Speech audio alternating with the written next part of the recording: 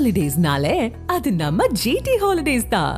GT Holidays, South India's #1 travel brand. You know you are special when you're with GT Holidays.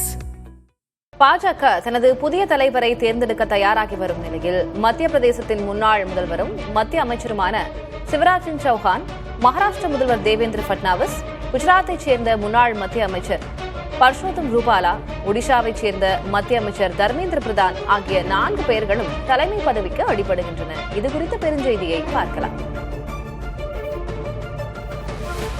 பாஜக தலைவர் JP. நட்டாவின் பதவிக்காலம் 7 மாதங்களுக்கு முன்பே முடிந்துவிட்டது. ஆனால் அடுத்த தலைவர் இன்னமும் நியமிக்கப்படவில்லை. உலகிலேயே பெரிய கட்சி என்கிறீர்கள், ஒரு தலைவரை தேர்ந்தெடுக்க முடியவில்லையா என்று நாடாளுமன்றத்திலேயே பாஜகவை கேலி செய்துவிட்டார் சமாஜ்வாதி கட்சி தலைவர் அகிலேஷ் யாதவ். ஆனாலும் தலைவர் தேர்வு தொங்கலில் இருப்பதற்கு பாஜக RSS இடையேயான கருத்து வேறுபாடுகள் தான் முக்கிய காரணம் என்று டெல்லி வட்டாரத்தில் பேசப்பட்டது.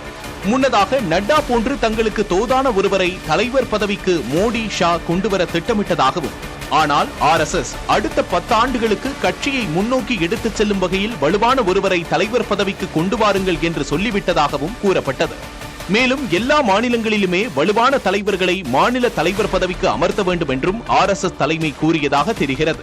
இதன் ஊடாகத்தான் 75 வயதானால் பொது வாழ்வில் தலைமை பொறுப்பில் உள்ளவர்கள் அடுத்த தலைமுறைக்கு வழிவிடும் வகையில் ஓய்வை சிந்திக்க வேண்டும் என்று பொருள்பட பேசினார் RSS தலைவர் மோகன் பகவத். பிரதமர் மோடிக்கு செய்தி சொல்லும் விதமாகத்தான் பகவத் இதுபோன்று பேசியிருக்கிறார் என்பதாகவும் அப்போது புரிந்து கொள்ளப்பட்டது. அடுத்தடுத்த மாதங்களில் பாஜக RSS இருதரப்புமே தங்களுக்கு இடையேயான உறவை சீரமைத்துக் கொள்ளும் முயற்சியில் தீவிரமாக இறங்கின. உச்சகட்டமாக இந்த ஆண்டு சுதந்திர தின விழாவில் பேசுகையில் RSS அமைப்பினர் தியாகிகள் என்று புகழ்ந்துரைத்தார் பிரதமர் மோடி. இதனிடையே மோடி ஷா கூட்டணியின் விருப்ப பட்டியலில் பூபேந்திர யாதவ் மற்றும் தர்மேந்திர பிரதான் ஆகியோரின் பெயர்கள் கொடுக்கப்பட்டதாகவும், RSS விருப்ப பட்டியலில் சிவராஜ் சௌஹான், தேவேந்திர பட்னவிஸ் பெயர்கள் கொடுக்கப்பட்டதாகவும் தெரிகிறது. சௌஹான், பட்னவிஸ் இருவருமே மோடி ஷாவுக்கு இணக்கமானவர்களாக அறியப்பட்டவர்கள் அல்ல. இதனூடாகத்தான் இருதரப்புக்கும் உகந்த பெயராக ரூபாலாவின் பெயரும் பரிசீலனை பட்டியலில் வந்தது. குஜராத்தைச் சேர்ந்த ரூபாலா பிரதமர் மோடிக்கு நெருக்கமானவர் என்பதோடு RSS அமைப்பிலும் தீவிரமான செயல்பாட்டுக்காக அறியப்பட்டவர். இந்த சூழலில்தான் 2029 தேர்தலிலும் பாஜகவின் பிரதமர் முகம் மோடிதான் என்று உறுதிபட பேசினார் மோடி ஷாவின் தீவிர ஆதரவாளர்களில் ஒருவரும் பாஜகவின் முன்னணி தலைவர்களில் ஒருவரும் ஆகிய நிஷிகாந்த் துபே. இடைப்பட்ட ஒரு மாதத்தில் வேகமாக பல விஷயங்கள் நடந்தன.